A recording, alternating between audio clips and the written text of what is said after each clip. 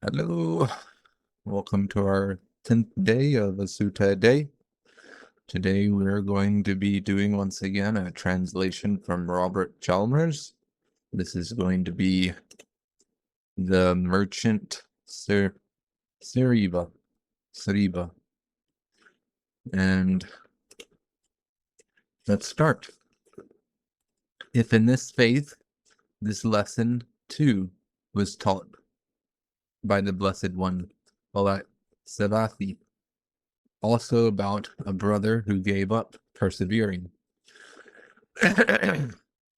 For when the man was brought by the brethren exactly as in the foregone case, the master said, "You, brother, who after devoting yourself to this glorious doctrine which bestows path and fruit, are giving up persevering, will suffer long, like the hawker of Syria, who lost a golden bowl worth 100,000 pieces."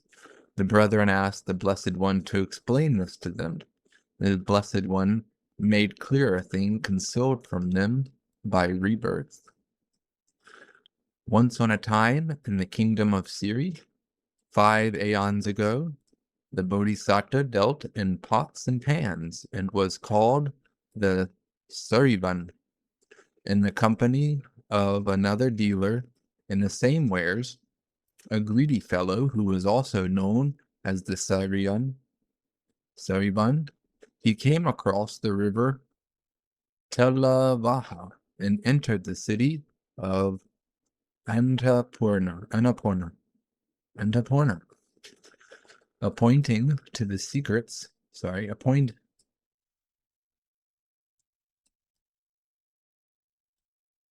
appertaining the streets between the two of them, he set about hawking his wares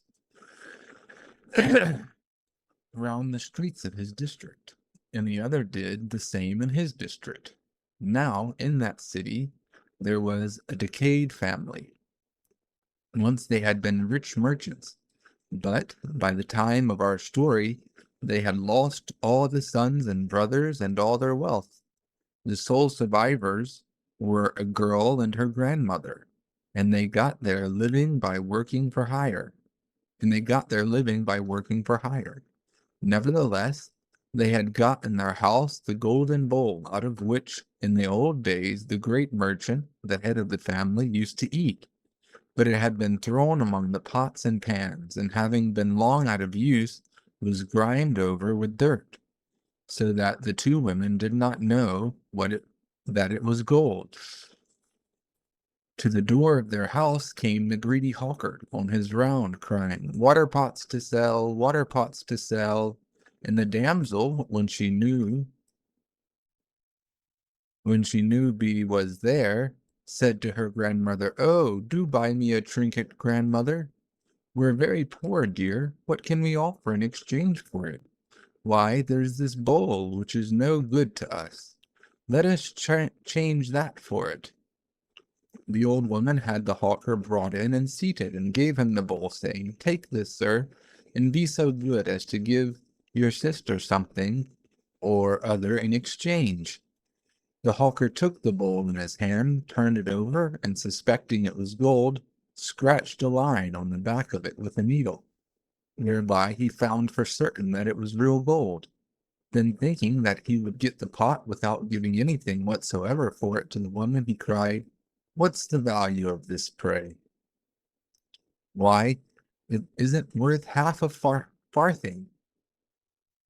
And therewithal he threw the bowl on the ground, rose up from his seat, and left the house. Now, as it had been agreed upon the two hawkers that the one might try the streets which the other had already been unto, the Bodhisattva came to the same street and appeared at the door of the house, crying, "Water pots to sell." Once again the damsel made the same request of her grandmother, and the old woman replied, "My dear, the first hawker threw our bowl on the ground and flung out the house. What have we got left to offer now?" "Oh, but that hawker was a harsh-spoken man, grandmother dear. whilst this one looks a nice man and speaks kindly. Very likely he would take it. Call him in then. So he came into the house, and they gave him a seat and put the bowl into his hands. Seeing that the bowl was gold, he said, Mother, this bowl is worth 100,000 pieces. I have in its value with me. Sir, the first hawker who came here said that it was not worth half a farthing. So he threw it to the ground and went away. It must have been the efficiency of your own goodness which has turned the bowl into gold. Take it. Give us something or other for it. And go your way. At the time, the Bodhisattva had 500 pieces of money and a stock worth as much more. The whole of this he gave to them, saying, Let me return my scales, my bag, and 8 pieces of money. Let me retain my scales, my bag, and 8 pieces of money. And with their consent he took these with him, and departed with all speed to the riverside, where he gave his 8th coin to the boatmen, and jumped into the boat. Subsequently, that greedy hawker had come back to the house, and had asked them to bring out their bowl, saying he would give them something or other for it. But the old woman flew out at him with these words, You made out that our golden bowl, which is worth 100,000 pieces, was not worth even half farthing. But there came an upright hawker, their master I take it, who gave us 1,000 pieces for it, and took the bowl away. Hereupon he exclaimed, He has robbed me of a golden bowl worth a full 100,000 pieces. He has caused me a terrible loss. An intense sorrow came upon him, so that he lost command over himself, and became like one distraught. His money and goods he flung away at the door of the house. He threw off his upper and under clothes, and armed with the beam of his scales as a club, he tracked the Bodhisattva down to the riverside. Finding the latter already crossing, he shouted to the boatman to put back, but the Bodhisattva told him not to do so. As the others stood there gazing at the retreating Bodhisattva, intense sorrow seized upon him. His heart grew hot, blood gushed from his lips, and his heart cracked like the mud at the bottom of a tank, which the sun had dried up. Though the hatred which he had contracted against the Bodhisattva, he perished then and there. This was the first time Devdatta conceived a grudge against the Bodhisattva. The Bodhisattva, after a life spent in charity and other good works, passed away to fare according to his deserts. The Buddha really didn't like that Devdatta guy, I tell you. Well, maybe he didn't like the Buddha. When the Supreme Buddha had ended this lesson, he, the all-knowing one himself, uttered this stanza. If in this faith you prove remiss and fail to win the goal whereto its teachings lead, then like the hawker called the Serivavāṇijajātaka, full long you rule the prize your folly lost. Let me repeat that again.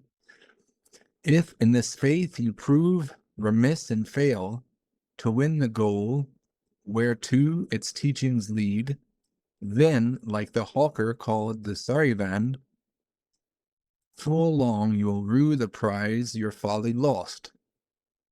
I thought both of them were called the Serivavāṇijajātaka. I'm going to come back up here and look for a second.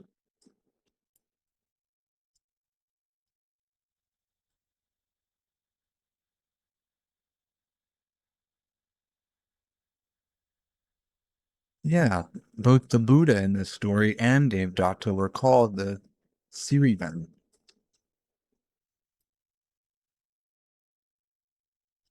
After having thus delivered his discourse in such a way as to lead up to arhantship, the master expounded the 4 truths at the close whereof the faint-hearted brother was established in that highest fruit of all, which is arhantship. And after telling the 2 stories, the master made the connection, linking them both together, and identified the birth by saying in this conclusion, in those days, Devdatta was the foolish hawker, and I myself was the wise and good hawker. May you forever be well. Thank you for listening, and thank you. May you rest in peace, Robert Chalmers.